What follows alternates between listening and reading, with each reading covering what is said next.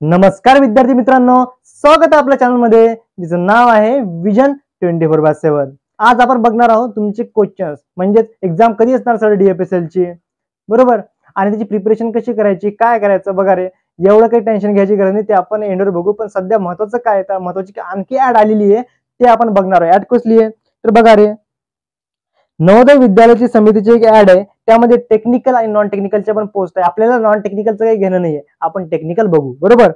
बघा रे, टेक्निकल मध्ये जो एक staff nurse, female staff nurse group B ची पोस्ट आहे, त्यामध्ये UR च्या म्हणजे अनरिझर्व कॅटेगरीचे आहेत 85 जागा आहेत, EWS च्या 12 आहेत, OBC च्या 12 आहेत, SC च्या 10 आहेत, अशा सगळ्या जागा तुम्ही बघू शकता। नंतर आपण बघणार आहोत लॅब अटेंडंट। लॅब अटेंडंट एक ग्रुप सी ची पोस्ट आहे, बरोबर। त्या ग्रुप सी ची पोस्ट आहे। अनरिझर्व कॅटेगरी किती जागा आहेत तर 76 जागा आहेत, EW च्या 16 आहेत, OBC च्या 31 आहेत आणि SC च्या 28 आहेत, बरोबर। बघून घ्या तुम्ही पुढे, टोटल 161 जागा आहेत। फिमेल स्टाफ नर्स बघा रे, फिमेल स्टाफ नर्सचे क्वालिफिकेशन काय आहे तर बघा तुम्ही क्वालिफिकेशन बघू शकता, BSc नर्सिंग आहे, बरोबर। नंतर पण महत्त्वाचं काय आहे, महत्त्वाचं इकडे बघा, त्याची सॅलरी किती आहे 44,900 ते 1,42,400, किती आहे 44,900 ते 1,42,400 सॅलरी आहे, बरोबर, काही कमी नाही हे। आणि मेन, बरोबर। नंतर पुढे बघू आपण, नंतर आहे लॅब अटेंडंट। लॅब अटेंडंट साठी सॅलरी किती आहे तर बघा रे, 18,000 ते 56,900, किती आहे 18,000 ते 56,900 लॅब असिस्टंट साठी, सॉरी लॅब अटेंडंट साठी सॅलरी आहे, बरोबर।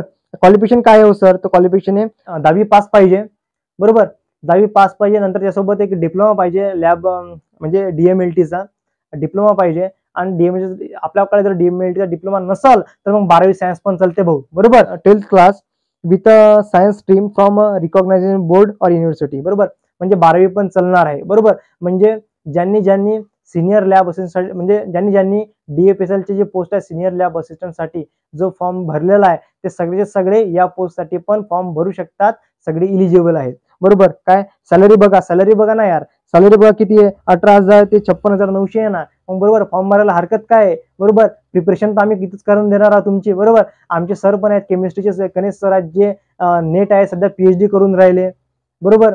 नंतर फिजिक्सचे पण सर येणार आहेत, बरोबर। आमची टेक्निकल टीम पण खूप मेहनत करत आहे तुमच्यासाठी। मग फॉर्म भरा आणि सगळी प्रिपरेशन आम्ही इथं करणार आहोत, काही टेन्शन घ्यायची गरज नाही, बरोबर। पुढे हा, तर बघा रे, मग आता प्रश्न पडतोय सर मग याचा सिलेबस काय राहणार आहे, बघा रे। मग काय होणार आहे, पार्ट 1 मध्ये काय असणार, म्हणजे एक काय असणार सब्जेक्ट रिझनिंग एबिलिटी असणार, दुसरा काय असणार जनरल अवेअरनेस, नंतर इंग्लिश आणि हिंदी लँग्वेज बद्दल विचारलं त्यांनी, म्हणजे 30 क्वेश्चन असणार आहेत त्याचे। नंतर सब्जेक्ट स्पेसिफिक नॉलेज असणार आहे, म्हणजे 60 मार्काचा जे तुमच्या सब्जेक्ट रिलेटेड असणार आहे, म्हणजे तुमचं जे 12वी सायन्स समजा त्याच्या रिलेटेड असणार आहे तुमचा सब्जेक्ट। म्हणजे काही DMLT चे पण येणार आहेत, म्हणजे लॅबमध्ये काय कोणते केमिकल यूज होते, कसं होते, सगळं सगळं, बरोबर। आणि सोबत 12वी सायन्सचे फिजिक्स, बायोलॉजी, केमिस्ट्री ते पण येणार आहे। आता केमिस्ट्री म्हटलं की केमिकल आलेच, पण ते केमिकल कसे हाताळायचे, त्याला स्टोअर कसं करायचं, बरोबर, काही सोल्युशन कसे बनतात, हे सगळं सगळं आपण या चॅनलवर शिकणार आहोत, बरोबर। नंतर नंतर काय म्हणतो, जनरल अवेअरनेस, जनरल पाय काय होतं, रिझनिंगचे 15 मार्क आहेत, जनरल अवेअरचे 15 आहेत, इंग्लिश आणि हिंदीचे 15 आहेत, आणि तुमचा जो स्पेसिफिक सब्जेक्ट आहे त्याचे 60 आहेत, म्हणजे असे किती 120 आहेत। आणि प्रत्येकी समजा 120 आहेत आणि 120 मार्क आहेत, 120 क्वेश्चन 120 मार्क, किती भेटणार तर 2.5 तास भेटणार आहेत तुम्हाला, बरोबर। मग याची लास्ट डेट कधी आहे तर लास्ट डेट 30 एप्रिल आहे, लवकरात लवकर फॉर्म भरून टाका आणि आपण इथे प्रिपरेशन स्टार्ट करून टाकू, बरोबर। मग आता पुढचा प्रश्न तुमचा, मग आता तुमचा असा पुढचा प्रश्न असा आहे की DFSL ची एक्झाम कधी असणार हो सर, तर बघा रे, DFSL ची एक्झाम जी आहे ना, आता काय आचारसंहिता चालू आहे, बरोबर।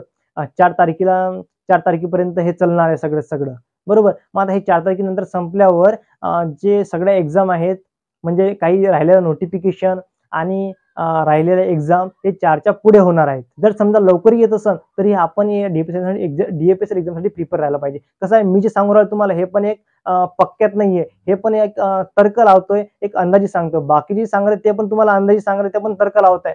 म्हणून कसं आहे, इतरांच्या याच्यावर कोणताही विश्वास न ठेवून, म्हणजे कसं ते म्हणतात जून मध्ये, मग जून मध्ये येणार काय, ते म्हणजे मे मध्ये काय, मे मध्ये येणार काय, एप्रिल म्हटलं एप्रिल मध्ये येणार काय, अरे ते त्यांना माहिती, TCS ना माहिती आहे, त्यांना माहिती आहे। आपण या भानगडीत अजिबात पडतो, पेपर कधी येणार आहे, आपण फक्त अभ्यास करायचा आहे। या चॅनलवर सगळे तुम्हाला मटेरियल मिळणार आहे। चला तर मग भेटू नेक्स्ट सेशन मध्ये।